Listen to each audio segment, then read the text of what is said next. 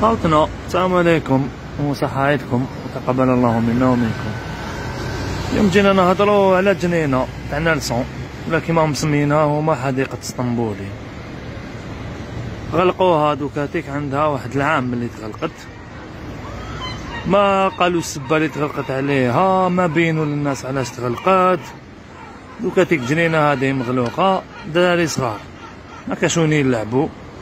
تقوليش دراري يهبطوا لقاع السور ولا يهبطوا الكيطاني، باسكو كاين لي دراري صغار لاص ديالهم تحت 10 سنين وكذا. المفيد الجنينة هادية اي ولات مكب للنفايات كما يقولوا، ولات مركز للدعارة في الليل. في الليل راهو فيها عفايس اللي ما يقدرش يماجينيهم البنادم.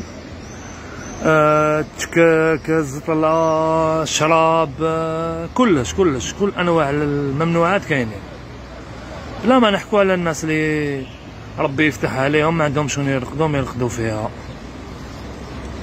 المفيد الزبل الريحه ديالو ما نحكوش عليه، حاشاكم ريحه الخرا، البول، كلش. دوكاتيك هاد الجنينه يا يحلوها يا يفهموا الناس علاش هي مغلوقه، باسكو لحد الساعه راهي مغلوقه بلا سبه. الجنينه هادي ليكم كش ولات ماكب تاع نفايات ومركز تاع دعاره ومخدرات وكلش. ويعطيكم الصحه.